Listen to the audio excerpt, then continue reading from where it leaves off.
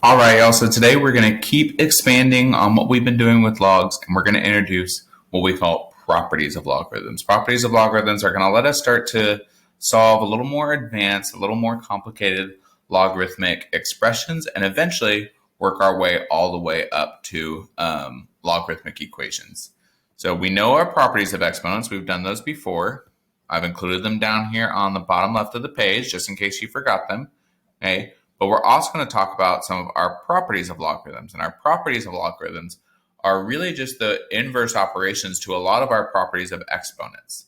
So if you notice a lot of the ways the product power, quotient power, power to a power, zero power, any of those various things work for exponents, we have a similar property on the other side for logarithms. So we're going to kind of see how these work out as we start to work some problems today.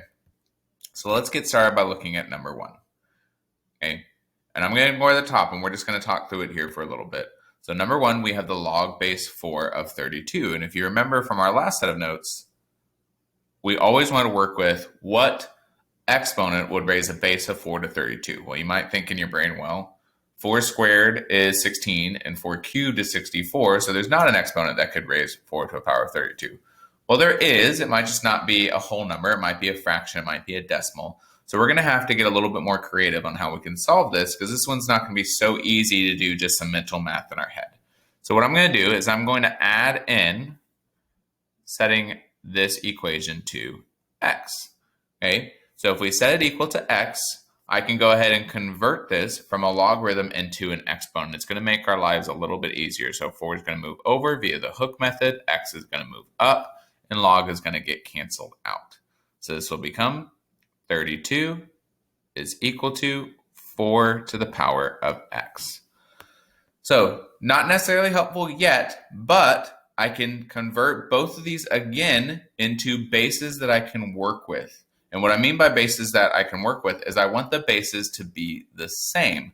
So I'm going to convert 32 and 4 into a number raised to a specific exponent, and I want it to be the same number. So like 2, 3, or 4, something that I can write both of these numbers as. And the easiest one to do is to write 32 as 2 to the 5th power and 4 as 2 to the 2nd power.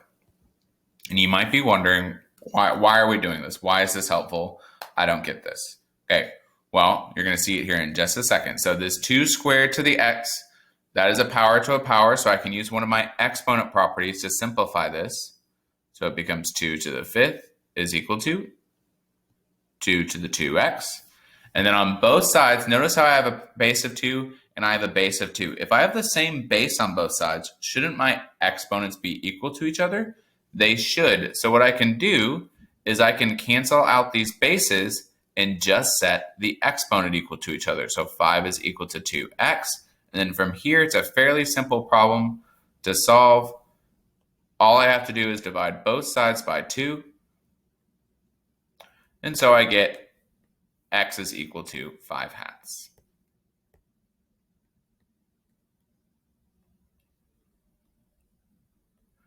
So all of that little extra work got us to essentially our exponent was 2.5. Some of you might have guessed that just by kind of using process elimination. 16, 64, 32 is kind of somewhere in the middle. But this is another tool in our tool belt that we can now use to simplify our logarithms. And that's going to kind of be the theme of today, is building up our tool belt of the different ways we can evaluate and simplify and solve logs. So let's look at another one. So log base 0.8 of 1. So I definitely know what exponent would take a base of 0.8 up to a value of 1. So let's set this equal to x. And then once again, I'm going to convert this from a logarithm to an exponent. So this is going to become 1 is equal to 0.8 to the power of x. And so from here, you might be thinking, Mr. Starbound, I have no idea how to change a base of 1 and a base of 0.8 into the same kind of base, which is true. That would be really, really difficult to achieve. But think of your exponent powers. What power do we know always makes any base into 1? And that would be 0. So our x value in this case would just be 0. And I want to point you to one of our log properties which is that the log of 1 every time, no matter what, is always equal to 0. So looking at our original problem, we had a log of 1. So we didn't actually have to do this extra work. We could have used the log property, but I wanted you to see how the log property and the exponent property kind of work together. The exponent property is the exponent of 0 is equal to 1. The log property is the log of 1 is equal to 0. So remember, we're working on that inverse relationship between logarithms and exponents. Let's look at another one. So number 3, log base 3 of 27. You could probably tell me right away, you're like, Mr. Starbone, I already know this is equal to 3. Okay, but let's use some of our new skills just to kind of see how even one that we already know the answer to, we can use and solve the same way. So log base 3 of 27, we're going to set that equal to x. Okay, so I'm going to convert it once again. So move my 3 over, x is going to move up, log cancels out, so that gives us 27 is equal to 3 to the x. From here, I'm going to rewrite it so both bases are the same. 3 is already a simple base. I can't really rewrite that as anything else. But 27, I can change that to be 3 cubed, which is equal to 3 to the x. Bases are the same, so they're going to cancel out on both sides. And that would give us just 3 is equal to x.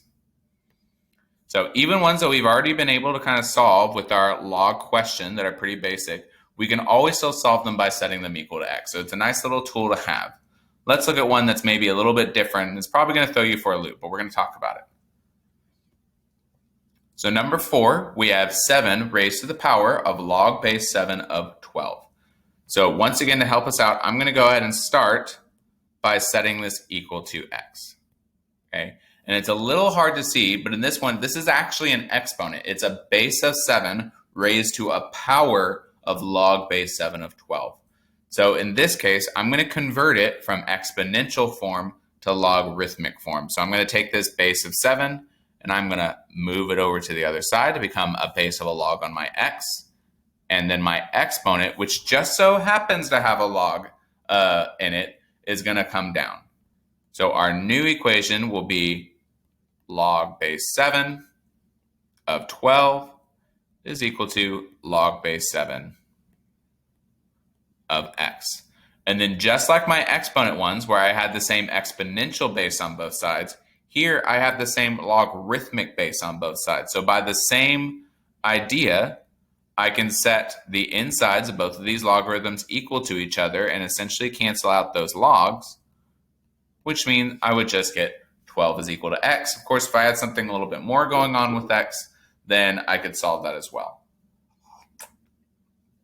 So this one is relatively straightforward, but I want to show you another way that we could actually solve a problem like this. Okay, and so this is going to be another tool that's in your tool belt. So we're going to do a little addendum over here on the left. We're going to go back to our original problem. So we have 7 raised to the log base 7 of 12. Okay, and I want you to notice that we have a base of 7 of an exponent and a base of 7 of a log. And something I want you to keep in mind, if I have 2x is equal to 4, then I would cancel out that 2x by dividing by 2, correct? And that would give me x is equal to 2. If I had x plus 3 is equal to 6, I would cancel out that plus 3 by minusing 3. So inverse operations cancel each other out. That's what I want you to get at here. I have an exponent with a base of 7 and a log with a base of 7. An exponential base of 7 and a log base of 7, those are inverse operations. So right away, this 7 and this log base 7 cancel each other out, and all I'm left with is just that value of 12. So I don't actually have to do all of these extra steps if I already have my bases the same. I can just cancel them out right away, whether it's an exponent raised to a power of a log or it's a log with an exponent on the inside, and those bases are the same. So let's look at another situation, and let's use that new method we just discovered to try and solve it. So number 5, we have log base 4 of the 5th root of 4, and we can notice that our bases right now are the same. We have a base of 4, and we have a base of 4. Okay, but that 5th root, I can't cancel it out and have a 5th root. My answer can't be a 5th root. So we talked about this before in our last notes. I can change a 5th root to a 1/5 power. So I can rewrite this as log base 4 of 4 to the power of 1/5. Okay, so now my bases are the same. My base of my log is 4. My base of my exponent is 4. So I can cancel out, and my final answer is just 1/5. Easy as that. Okay, just for those of you that maybe want to see the other way as well, I'll show you the other way, which you can use either. It doesn't really matter, but there are some problems that make sense to do one way or the other. So if I wanted to set this equal to x, I could. Once again, I could move my 4 over to the other side. X would come up. Log would cancel out. So we'd get our new simplified function of 4 5th root is equal to 4 to the x. Then I can change that 5th root to be a 1/5 power. So 4 to the 1/5 is equal to 4 to the x. We're going to clean this up just a little bit because it's kind of messy.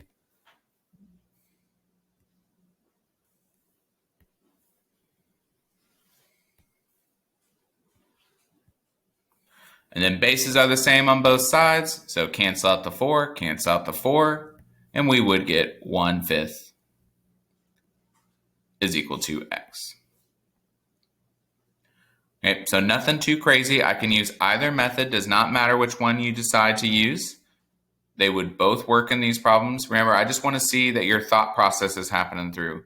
So if you showed me either of these, then that would be totally correct on a test.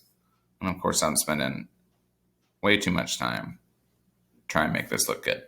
Okay, so let's look at one more together, and then I'm going to let you practice some of these on your own. So on number 6, we have this ln e to the 10th and ln e to the 5th. So this ln is a type of log. We call it the natural log. That's why they add in that n for natural log.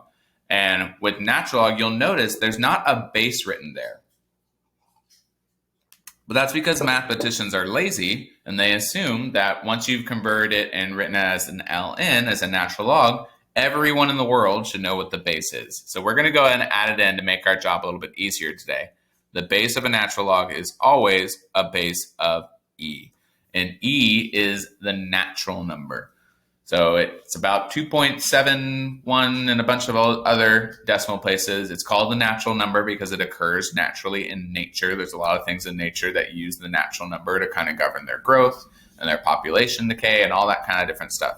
Okay, but all that being said, the big thing that you need to know is that natural logs, they're not going to have a written base, but the base that is there is an e. And now looking at number 6, we have the natural log of base e of e to the 10th over the natural log of base e of e to the 5th. And in both of these situations, they have the same base. So I can cancel out those bases, which means I'm just going to be left with 10 over 5, which of course, once I have that 10 over 5, I can simplify that to be just 2.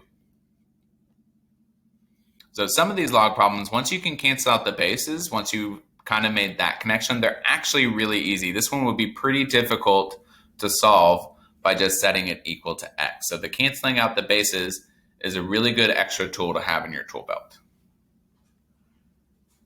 All right, I'm going to go ahead and let you try 7 through 15 on your own. So go ahead and pause me now, and then we can go over some of these once we're done.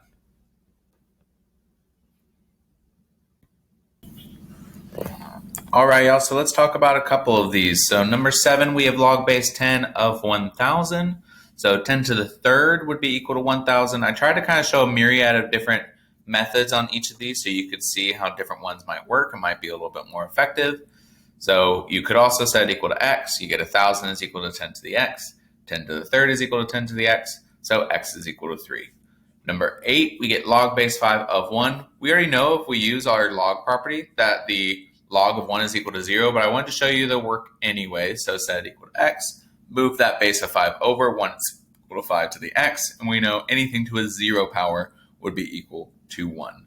All right, number 9, we have log base 2 of 32 to the 100. So I showed you both ways. I showed you the setting it equal to the x, and I showed you just leaving it to try and get the bases to cancel. The big trick in this one is when you change 32 to be that 2 to the 5th, you still have that 100 power on the outside, and we don't want to cancel our bases if we still have what we call a compound power, which means a power to a power. So I went ahead and simplified the power to a power. 5 to the power of 100, that would be 500, because remember we multiply powers to a powers, and then we cancel out the bases where we get 500 is equal to x. Okay, number 10, we have the natural log of the square root of e. Remember, natural log has that base of e. I can change that square root to a 1/2 power. So then base of e cancels out, and we're left with 1/2. Log base 4 of 64.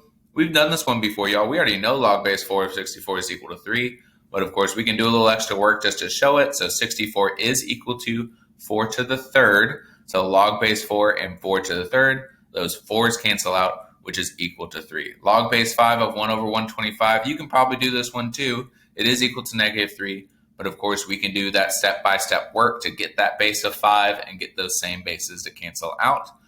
13, 14, and 15 are all kind of a little bit similar. Let's start with 13. So we have 4 times natural log of e to the 6. It's the first time we've had a coefficient or a constant being multiplied on the outside. So that 4 on the outside, we're just going to treat it as it's multiplying, and we're going to leave it where it is and multiply by our final answer in the end. So natural log of e to the 6, that is a natural log of base e. So the base of e and the base of e cancels out. So that 6 comes down.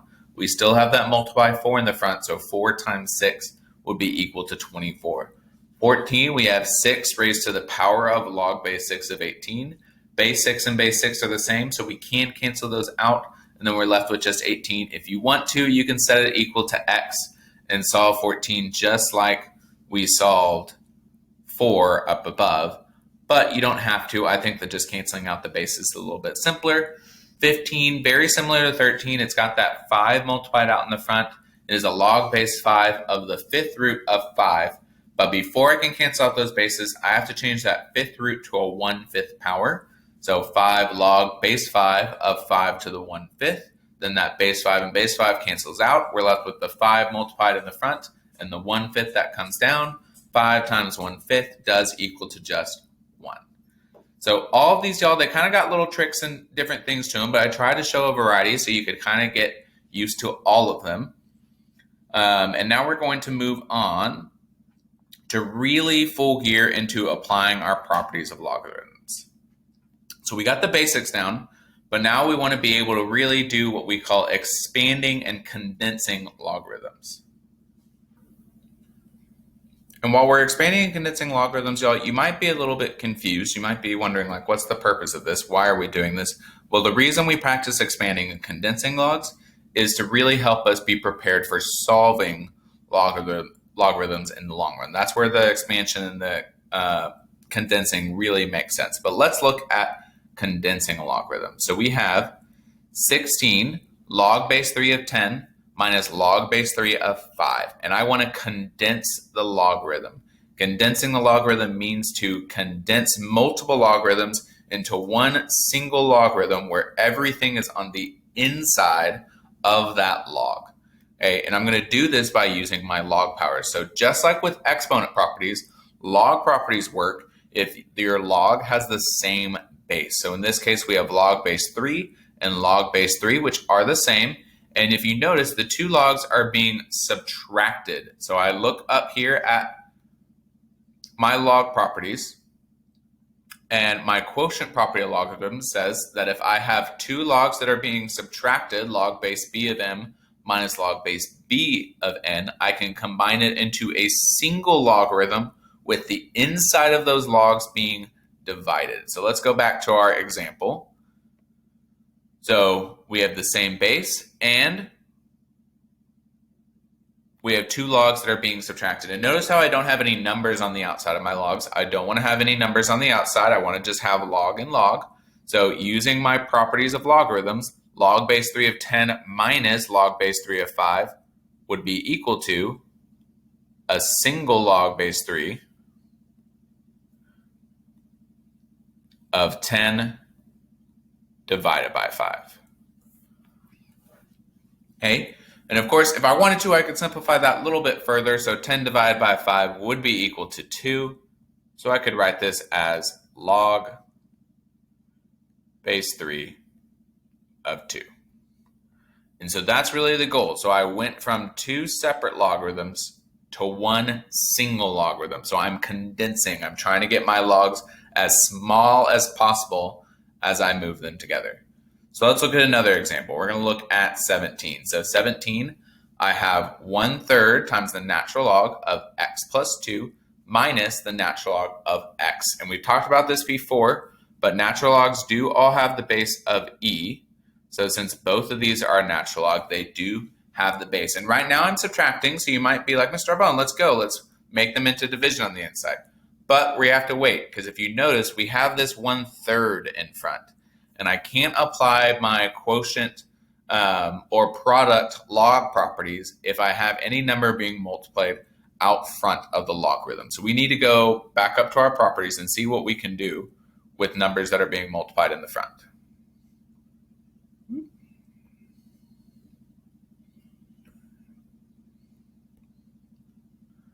So with our log properties, we have what's called the power property of logarithms. And the power property of logarithms allows us to take any power on the inside of the log and move it out front to be a number multiplied in front of the log, which means we can also do the opposite. We can also take any number being multiplied on the front and we can move it to the inside of the logarithm to become an exponent. So we're going to go back to our example. And we're going to go ahead and do that. We're going to take our 1/3 that's multiplied in front of this natural log, and I'm going to move it to the inside to be a exponent on all of x plus 2. It doesn't just become an exponent on the x or an exponent on the 2. It becomes an exponent on parentheses x plus 2. So this is going to become the natural log of x plus 2 to the 1/3 power. And then of course we still have our minus natural log of x. Okay, so now that I've simplified this into two logarithms that don't have numbers in front, I can apply that quotient property. So two logarithms with the same base that are subtracted can be condensed into a single logarithm. So this would be equal to the natural log of x plus 2 still to the 1/3 power all over x. And I do want to make it clear, which sometimes you're going to end up using a lot of parentheses, that all of that is still inside my single logarithm. So that's really our goal here, always, is to condense it into a single logarithm. We want everything to be inside one single log. We don't want any numbers out on the outside. We just want it all condensed on the inside. All right, so go ahead and pause, y'all, and I want you to try and see if you can do 18 and 19. All right, y'all, so 18 and 19 are both really similar. Both of them, we have a number in front of our logarithm that we're going to use our power property of logarithms to move to the inside. So on 18, we have 1/2, and we're going to move that inside to become a 1/2 power. And then we have a 3. We're going to move that inside to become a power of 3. And remember, because we have the parentheses x plus 1, we want to make sure we put that 3 on the full outside of the parentheses of x plus 1. Then in this case, we are adding two logarithms, and we didn't actually have a base on these logarithms, and that's because this is another one of our special case logs, which is what we call the common log, and we call the common log because it's the log that's used most commonly in mathematics, and that is a log of base 10.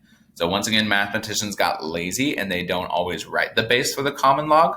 But anytime you see a log and it doesn't have a written base, that just means its base is 10. So natural log has that implied base of e. Common log has that implied base of 10. So we do have the same bases. So once we've moved our powers to the inside, we have logs without numbers in front. We can use that addition sign to apply our product property of logarithms, which means we can combine addition on the outside to multiplication on the inside. So it becomes log of x to the 1/2 times x plus 1 cubed, which I did just want to show that that 1/2 power can also be written as a square root. So we can simplify that and convert that there to make it a little simpler, a little bit easier to read. And then 19, I'm not going to go over 19. It's really exactly the same as 18. Same steps. Numbers on the outside, move them on the inside to make the powers. And then addition on the outside, so we condense into a single log with multiplication. So that's condensing. And generally, I think condensing is a little bit easier because you have a very clear goal. One single log. That's my goal. The other ones we have is expanding logarithms.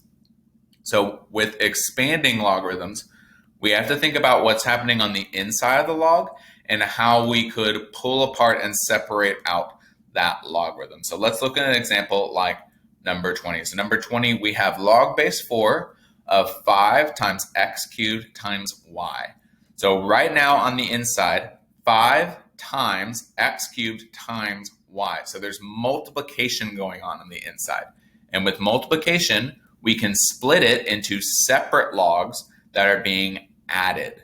So I can split this log base 4 of 5x cubed y into 3 separate logs of log base 4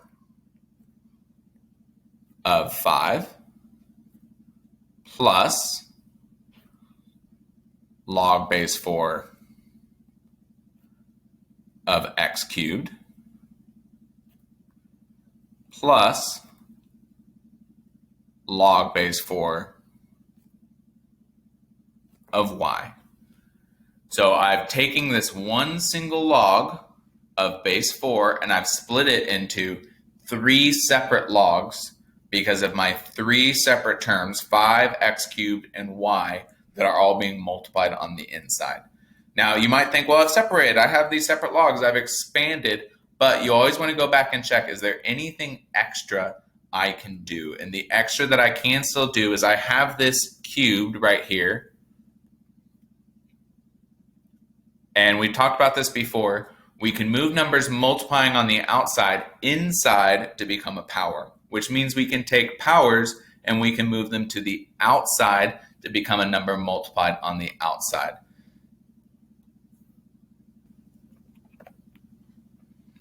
And so you can see with that 3 comes to the outside, and I can rewrite it as still log base 4 of 5, but now plus 3 times log base 4 of x plus log base 4 of y. So I didn't have a power on the 5 or the y, so I can't do anything with those, but I did have that power on the x, so I can still move it out. So that's why sometimes expanding is a little more difficult, because you have to know when you've actually fully expanded. You can't apply any more log properties to try and expand it further. While condensing, it's really straightforward because you're always going to be into one single logarithm. Let's do one more together, and then I'm going to let you try the last one on your own. So let's do 21, the natural log of square root of 3x minus 5 divided by 7. So this time we have division, smack dab there in the middle of my logarithm. So division, remember, subtraction on the outside becomes division on the inside. So division on the inside is going to become subtraction on the outside. So in this case, I can write this as the natural log of the square root of 3x minus 5, and then minus the natural log of 7. Okay, so I've split it up from division on the inside to subtraction on the outside. That natural log of 7, that looks pretty done. I don't think I can do anything else with my natural log of 7. But my natural log of the square root of 3x minus 5, I definitely still think I can do something, and that is to get rid of the square root.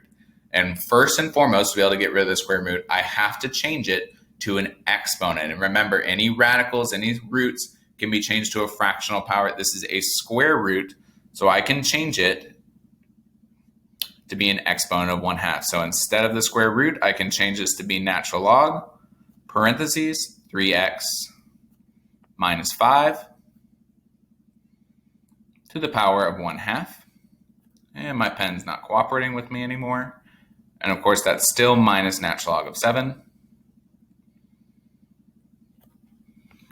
And then for my very last step, just like I did last time, I can take that power of 1/2 and I can pull it to the outside to multiply on the front of the natural log.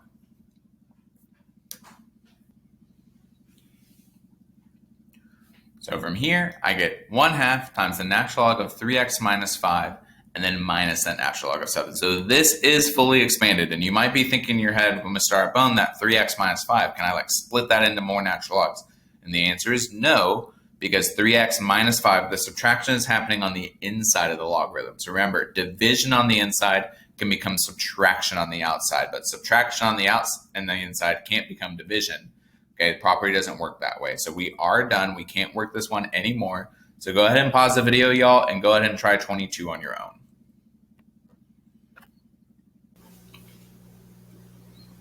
All right, so let's talk about this one. So we have that division sign. So right away, I can split it into log base 4 of xy minus log base 4 of z to the square root of a.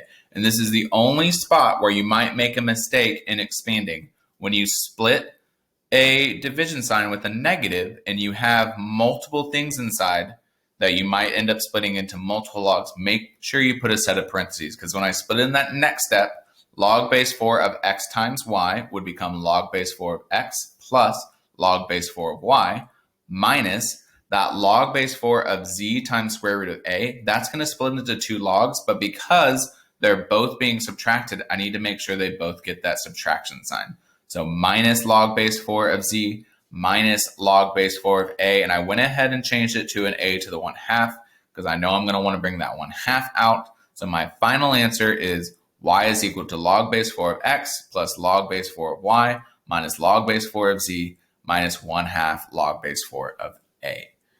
Okay, condensing and expanding is kind of a hard thing to wrap your head around. We're not going to do it as intensely when we actually get to solving, but it's good to have these little skills so you can really be able to solve problems effectively. Let's move over to our very last page, and we're running a little long on time, so I don't want to go through a lot of these together.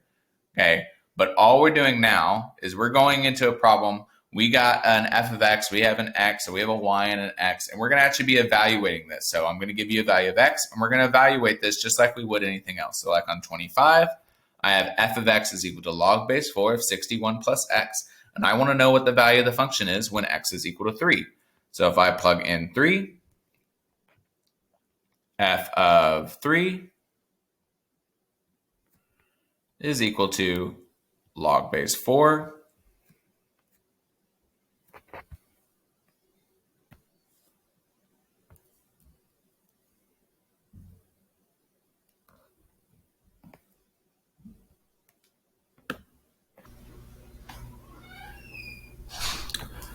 All right, so we have f of 3 is equal to log base 4 of 61 plus 3. So all we're doing is plugging in our x value into the function. So 61 plus 3, that would be equal to 64. So we have log base 4 of 64. You, of course, can probably evaluate that on your own at this point, but I just wanted to show some of our skills we're still using. So 64 can become 4 cubed. Log base 4 of 4 to the third. Those 4s are going to cancel out, which leaves us with just 3. So evaluating a function, just like anything else, except now we got a logarithm in there. So we're going to use our logarithm skills to plug it in. And unfortunately, I want to work more of these out with y'all, but my Cami and my pad is not quite cooperating with me. So go ahead and pause the video. Try some of these on your own. If you don't get through all of them, that's okay. I'm going to show them and explain them here in just a second.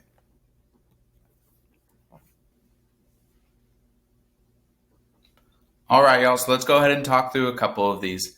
So 26, we have h of x is equal to log base 5 of 7 minus x when x is equal to 7. Plugging in 7, we get log base 5 of 7 minus 7, which is equal to log base 5 of 0. So we've talked about the log of 1. The log of 1 is equal to 0.